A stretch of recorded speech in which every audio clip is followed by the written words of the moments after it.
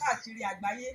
A wà pẹ̀lú màmá wa mọ́mí grandma great grandma Florence Olayemi Osinuga ní Dopemu. Màmá ń ṣe àádọ́rùn ọdún lé nìyẹn 90 years lókè èpẹ̀. Mọ́mí, báwo nínú ìṣe dùn tó láti rí ọjọ́ òní mà?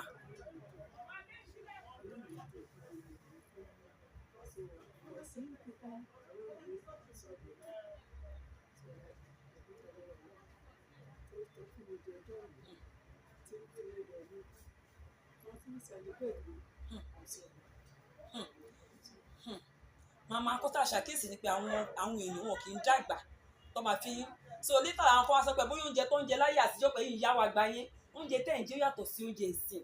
Ǹjẹ́ lè gba àwọn tí wọ́n wish láti tó èjì yín tó tún wish láti jù yín lọ tí mo dẹ̀ pé yín náà tún ṣì máa jù yín lọ.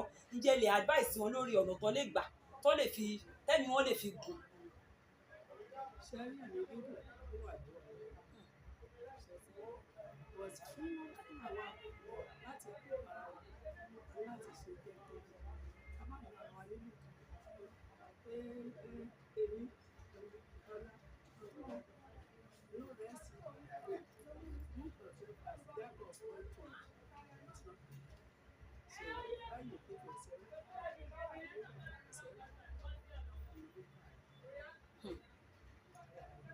Ṣe máa jẹ́ ní ọ̀rọ̀ ìyànjú tẹ́ fẹ́ gba àwọn tó ti wà ń bí tó wá bá yín celebrate àtàwọn tó ṣì ń bọ̀.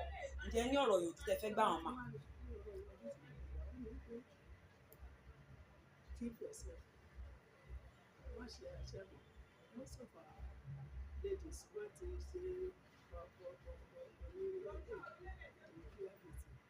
at the end of it, when you grow old, you look like ìtẹ́ ló máa sọ lára wọn.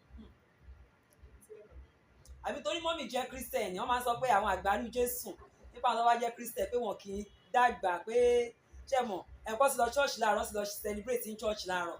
So àwọn míì bíi pé téèyàn bá jẹ́ Christian jẹ̀bù tó ń sin Ọlọ́run tó ń ṣe ògbó máa tún jẹ́ kí èèyàn tún young sí kó ní strength kó young sí. Àbáṣírí ẹwà yín nìyẹn ni mọ́mì ṣáṣírí ẹwà yín nìyẹn ó wà ní àṣírí ẹwà yín. Ẹ ṣé gan mà ẹ máa pẹ́ fún wa lágbára Ọlọ́run èmi á túbọ̀ gùn. Ẹ ṣé gan mà.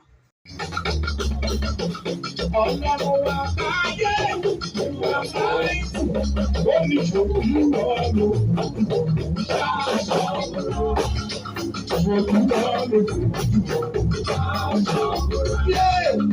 Ọlọ́run wa káyé ìwà láì tí ó. Somebody shout hallelujah. Àtètè kọ́ ṣe ni ọ̀rọ̀ ti wà pẹ̀lú Ọlọ́run sì ni ọ̀rọ̀ náà.